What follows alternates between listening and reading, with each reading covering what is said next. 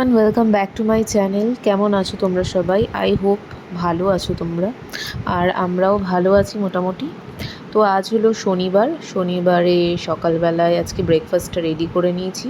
তো দেখলে রুটি বানাচ্ছি, আর এটা হচ্ছে তরকারি করেছি কুমড়ো আর আলু দিয়ে, পাঁচফোড়ন সোমবার দিয়ে, সাথে একটা শুকনো লঙ্কা তেজপাতা দিয়েছিলাম ফোড়নে। তারপর আলু কুমড়োটা ভেজে যেরকম চচ্চড়ি করি সেরকম, আর এক টুকরো টমেটো দিয়ে দিয়েছিলাম। আর এখন রুটিটা করে নিচ্ছি। মামনি করে প্রতিদিন, আজকে আমিই করছি ব্রেকফাস্টটা। তো একদম সুন্দর বলের মতো ফুলে গেছে রুটিটা। তারপরে ব্রেকফাস্টটা তাড়াতাড়ি করে নিয়ে ছেলেকে ওদিকে খাইয়ে দেবো। ছেলেকেও আজকে রুটি খাওয়াবো, তাই ওর জন্য রুটি করে। Good afternoon everyone. ঘড়িতে বাজে এখন 1:45।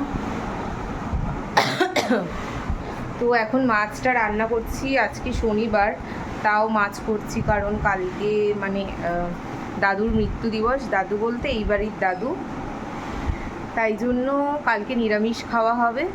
তো আজকে তাই জন্য শনিবার বলেও শনিবার হওয়া সত্ত্বেও মাছ হচ্ছে, কাতলা মাছ করছি। মাছগুলো ভাজা হয়ে গেছে। বড় সাইজে একটা কাতলা মাছ আনা হয়েছে, একটু তেলওয়ালা পেটি।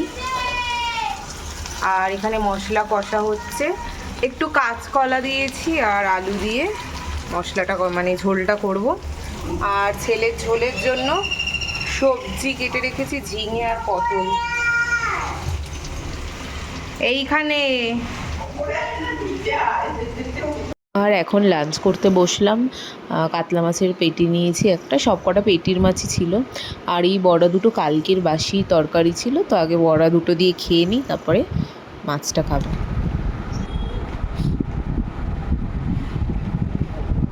দিয়ার এটা সরাও পেপারটা।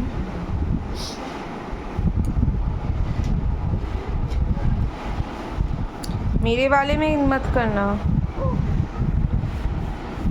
बाबा आपका कॉफी नीचे आ गया है।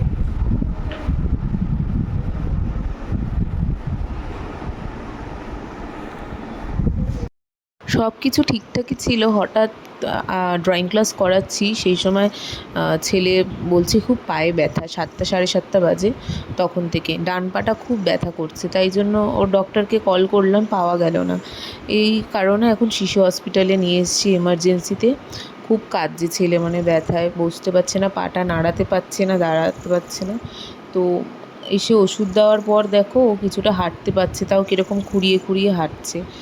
একটু সুস্থ হতে না হতেই আবার ওর হাঁটা চলা শুরু। এত টেনশনে পড়ে গেছি, কোথাও পড়ে যায়নি, চোট লাগেনি, কোথা দিয়ে এরকম হলো। তো এখন একটু ঠিক আছে, দেখি কিরম থাকে।